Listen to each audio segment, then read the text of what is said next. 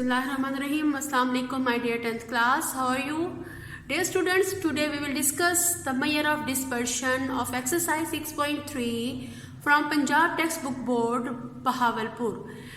Dear students, measure of dispersion means the scatteredness of the observations of the values of the data. And the measure of dispersion means the method or the technique to find the dispersion. There are three methods to calculate the dispersion. First one is range, second is standard deviation, and third one is variance. But variance is not included in your syllabus. So we will discuss range and the standard deviation. In our question number 4, calculate range and the standard deviation of the data.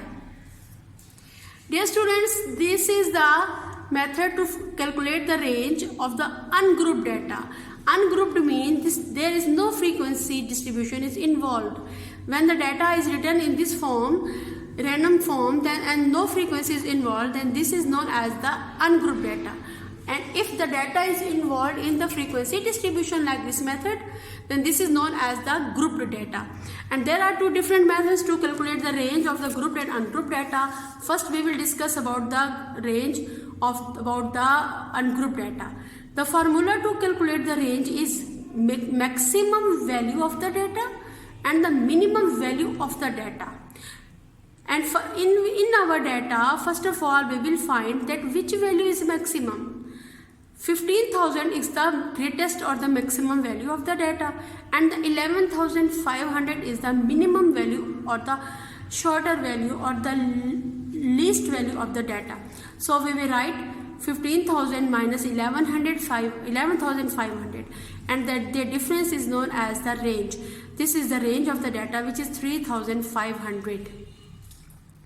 And in question, there is another thing that calculates standard deviation.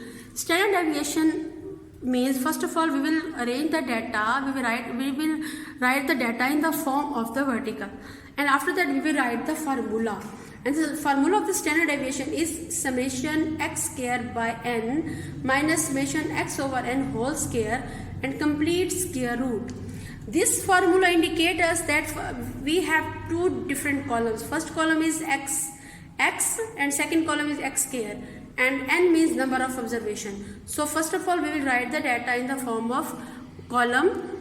All these values are known as the values of x. We will write all these values and we will find their sum, which is 68,200. This is the summation x.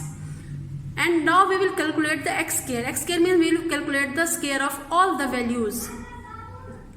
11,500. The square of 11,500 is this value. The square of 12,400 is this one, and the square of 15,000 is this one, and the square of 14,500 is this, and the square of 14,800 is this value.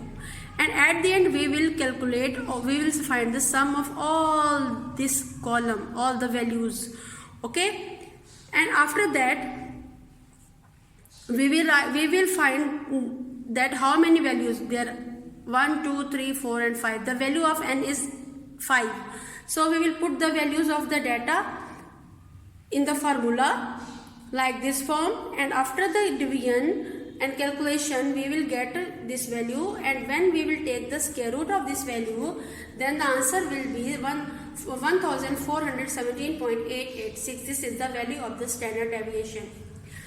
And now second question is calculate, question number 5, part number 2, calculate the standard deviation. These are the simplest value. You can find these values without calculator also. First of all, you will write the values of x in the form of vertical: 9, 3, 8, 8, 9, 8, 9 and 18. There are 8 values: 1, 2, 3, 4, 5, 6, 7 and 8. And now we will take the square of all the values. 9 square is 81, 3 square is 9, 8 square 64, 9 square 81, and 18 square is 324. At the end, after that we will write the formula: summation x square over n minus summation x over n whole square.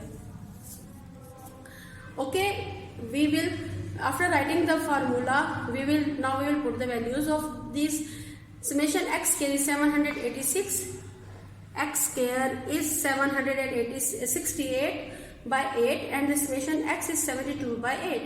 768 by 8 means 96 minus this will be the 9 square is 81. 96 minus 81 is 15 square root. So we will get 3.87 is the answer. And at the end, my dear student, we will move to the next question, which is calculate range. But this question is different from the question number 4, because in this question we have the grouped value, group data. So first we'll put marks. These two values, these two columns are given, marks and frequency, and this is a group data. So its formula is different. Range, upper class boundary, CB मतलब class boundary of last group minus lower class boundary of first group. So first of all we will find the class boundary. How can we find the class boundary? This is the method. First of all you will check either there is different values or same.